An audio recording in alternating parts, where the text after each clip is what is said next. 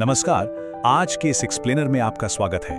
आज हम एक बहुत ही दिलचस्प टॉपिक पर बात करने वाले हैं, एक ऐसा रिपल इफेक्ट या कह लें ऐसा असर जो दुनिया भर में होने वाली बड़ी मैक्रो घटनाओं और भू राजनीतिक तनावों से शुरू होता है और सीधा हमारे लोकल रिटेल आईपीओज और शेयर बाजार तक पहुंच जाता है। मतलब ग्लोबल मार्केट से लेकर हमारे आपके पोर्टफोलियो तक सब कुछ कैसे एक धागे से जुड़ा है, ये समझना आज के टाइम में बहुत जरूरी है। तो चलिए बिना किसी देरी के सीधे मुद्दे पर आते हैं और इसकी गहराई में चलते हैं। आज की हमारी इस चर्चा का एक छोटा सा रोड मैप देख लेते हैं। हम 4 अहम बिंदुओं से गुजरेंगे। पहला, ग्लोबल तनाव और मार्केट में गिरावट। दूसरा, संसाधनों पर सरकारी एडवाइजरी। तीसरा, करंट आईपीओ और ग्रे मार्केट का हाल। और चौथा, अपकमिंग गॉरिक फैशंस आईपीओ। हम बड़े जियोपॉलिटिकल शॉक्स से शुरू करके सीधा स्पेसिफिक लोकल स्टॉक्स तक आएंगे। तो शुरुआत करते हैं हमारे पहले सेक्शन से, ग्लोबल तनाव और मार्केट में गिरावट। अब देखिए, आज के मार्केट में जो ये गिरावट है ना, ये कोई आम गिरावट नहीं है। इसका दर्द सीधा महसूस हो रहा है। सेंसेक्स और निफ्टी जैसे प्रमुख इंडेक्स में करीब 2% की भारी गिरावट आई है। बड़े इंडेक्स के लिए 2% गिरना वाकई एक बहुत बड़ा झटका होता है। और अगर हम मिड कैप और स्मॉल कैप की बात करें तो वहां तो हालत और भी खराब है। ये गिरावट करीब 2.5% से 3% के बीच है। ये आंकड़े चीख चीख कर बता रहे हैं कि बाजार में इस वक्त कितना गहरा पैनिक है। इस स्लाइड पे थोड़ा ध्यान दीजिए, क्योंकि इस वक्त मार्केट में एक जबरदस्त रस्साकशी या टग ऑफ वॉर चल रही है। एक तरफ हमारे फॉरेन इंस्टीट्यूशनल इन्वेस्टर्स यानी एफआईआई हैं, जो पैनिक मोड में हैं और उन्होंने लगभग 1900 करोड़ की भारी बिकवाली की है। लेकिन वहीं दूसरी तरफ जो हमारे डोमेस्टिक इंस्टीट्यूशनल इन्वेस्टर्स यानी डीआईआई हैं, उन्होंने लगभग 7900 करोड़ की खरीदारी करके बाजार को एक तरह से संभालने की पूरी कोशिश की है। बाहर का डर और अंदर का भरोसा बिल्कुल आमने सामने टकरा रहे हैं। लेकिन सवाल यह है कि ये पैनिक शुरू कहां से हुआ। चलिए इसकी जड़ तक चलते हैं। ये एक पूरी चेन रिएक्शन है। स्टेप 1, ईरान और यूएस के बीच भू राजनीतिक तनाव का बढ़ना। इस बढ़ते तनाव के कारण आता है स्टेप 2, स्ट्रेट ऑफ हॉर्मुज जैसे बेहद अहम व्यापारिक रास्तों पर पाबंदियां लग जाना। और इसका सीधा नतीजा है स्टेप 3, कच्चे तेल यानी क्रूड ऑयल की सप्लाई का बुरी तरह बाधित होना। सप्लाई चेन टूट गई है और ब्रेंट क्रूड $18 प्रति बैरल के खतरनाक स्तर तक पहुंच गया है।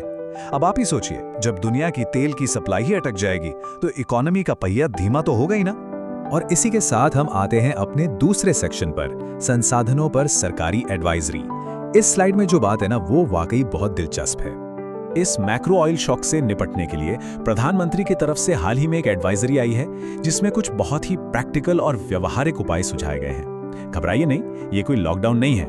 ये बस ऊर्जा की खपत कम करने और संसाधनों को बचाने की एक अपील है। जैसे जहां संभव हो वहां वर्क फ्रॉम होम किया जाए, एसी का टेम्परेचर 24 से 26 डिग्री के बीच सेट किया जाए, प्राइवेट वाहनों का इस्तेमाल थोड़ा कम करें और पब्लिक ट्रांसपोर्ट का उपयोग ज्यादा करें। साथ ही सोने यानी गोल्ड की खरीदारी को भी फिलहाल सीमित करने को कहा गया है।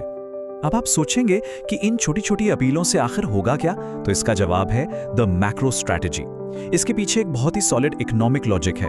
जब हम तेल और सोने का आयात कम करते हैं तो हम असल में अपने विदेशी मुद्रा भंडार यानी फॉरेक्स रिजर्व्स को प्रोटेक्ट कर रहे होते हैं। ग्लोबल लेवल पर फ्यूल की कीमतें आसमान छू रही हैं और करेंसी कमजोर हो रही है। ऐसे में ये स्ट्रैटेजी रुपये को और गिरने से बचाती है और हमारे देश के अंदर महंगाई को कंट्रोल में रखने के लिए एक मजबूत ढाल का काम करती है। और एक बात बता दूं, ये कोई ऐसा कदम नहीं है जो सिर्फ हमारे यहाँ उठाया जा रहा है। दुनिया के 18 और देश भी बिल्कुल इसी तरह के हालात से गुजर रहे हैं और ऐसे ही उपाय कर रहे हैं। इंडोनेशिया, साउथ कोरिया और मिस्र जैसे देशों में तो फ्यूल की राशनिंग, गाड़ियों के लिए ऑड इवन रूल्स और पब्लिक ट्रांसपोर्ट को बढ़ावा देने जैसी चीजें पहले से लागू हैं। यानी इस सप्लाई चेन के टूटने का जो दर्द है वो एक ग्लोबल प्रॉब्लम बन चुका है। खैर, अब इस मैक्रो लेवल की बड़ी पिक्चर से थोड़ा माइक्रो लेवल पे शिफ्ट होते हैं। हमारा तीसरा सेक्शन है करंट आईपीओ और ग्रे मार्केट। इस उथल पुथल का सीधा असर एक्टिव आईपीओ पर भी पड़ रहा है। बाग माने रीट की बात करें तो इसका अलॉटमेंट स्टेटस 12 मई को के फिनटेक पर चेक किया जा सकता है। अभी इसका ग्रे मार्केट प्रीमियम यानी जीएमपी लगभग 4% के आसपास चल रहा है। लेकिन ग्लोबल मार्केट की जैसी हालत है, उसे देखते हुए एक चेतावनी देना जरूरी है। इस मार्केट में फ्लैट या फिर नेगेटिव लिस्टिंग की पूरी संभावना है, तो थोड़ा अलर्ट रहना होगा। अब जरा करंट एसएमई आईपीओ की इस टेबल पर नजर डालिए। सिम एडवर्टाइजिंग का प्रीमियम 15% है, जो करीब 25 रुपए प्रति शेयर बैठता है। लेकिन बाजार में इसकी डिमांड काफी लो है। RFL फ्लेक्सी पैक तो 0% पर है, कोई डिमांड नहीं। लेकिन गोल्ड लाइन फार्मास्यूटिकल्स थोड़ा अलग खड़ा है। इसका प्रीमियम 40% है, जो 18 रुपए प्रति शेयर है। ये आकर्षक तो बहुत लग रहा है, लेकिन इसके साथ रिस्क भी बहुत हाई है। यहाँ एक बहुत ही प्रैक्टिकल सलाह देना जरूरी है। SME IPO के साथ हमेशा एक एक्सट्रीम रिस्क जुड़ा होता है। इनका मार्केट कैप बहुत छोटा होता है, इसलिए बहुत ज़्यादा वॉलेटाइल होते हैं। और ये जो ग्रे मार्केट प्रीमियम हम देखते हैं ना, ये कई बार बहुत भ्रामक यानी डिसेप्टिव हो सकता है। इसलिए सिर्फ GMP देखकर किसी भी छोटे IPO में जंप करना एक खतरनाक खेल हो सकता है। चलिए अब आगे बढ़ते हैं और देखते हैं कि ये सब कहाँ जुड़ता है। हमारा आखिरी और चौथा section, upcoming Gaurik Fashions IPO। Market के इस माहौल में गौरिक फैशंस का बिजनेस प्रोफाइल काफी इंप्रेसिव है। ये कोई छोटी मोटी कंपनी नहीं है, बल्कि स्केचर्स, गेस और बुगाटी जैसे प्रीमियम ब्रांड्स की बड़ी रिटेलर है। इनका फुटप्रिंट भी काफी मजबूत है। पूरे भारत के 14 राज्यों में इनके 59 स्टोर्स चल रहे हैं। इनका main target upper middle class consumer है, और आपको पता ही है इस प्रीमियम सेगमेंट में डिमांड अक्सर बनी रहती है। अगर हम इनके हाल ही में फाइल हुए ड्राफ्ट रेड हेरिंग प्रोस्पेक्टस यानी DRHP के इस चार्ट को देखें तो पिक्चर बिल्कुल साफ हो जाती है। कंपनी 62 लाख नए शेयर यानी फ्रेश इशू ला रही है, जबकि 8 lakh share offer for sale यानी OFS के जरिए आएंगे। इससे हमें एग्जैक्टली पता चल जाता है कि ये शेयर्स आ कहां से रहे हैं। और सबसे बड़ा सवाल, इस IPO से जो कैपिटल आएगा उसका आखिर होगा क्या?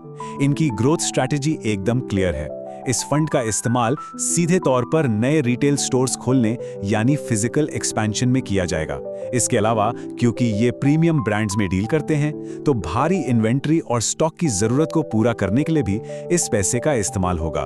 तो आज के इस एक्सप्लेनर को हम इसी थॉट के साथ खत्म करते हैं। हमने देखा कि कैसे दूर किसी देश के भू राजनीतिक तनाव और मैक्रो इवेंट्स हमारे लोकल रिटेल IPOs तक एक बड़ा रिपल इफेक्ट क्रिएट करते हैं। तो अब एक बड़ा सवाल जो मैं आपके लिए छोड़कर जा रहा हूं, इन सब ग्लोबल हेडविंड्स को देखते हुए क्या हमें अपने पोर्टफोलियो को आने वाले और बड़े तूफानों के लिए तैयार करना चाहिए, या फिर इस वक्त बस वेट एंड वॉच की नीति अपनाना ही सबसे समझदारी का काम होगा?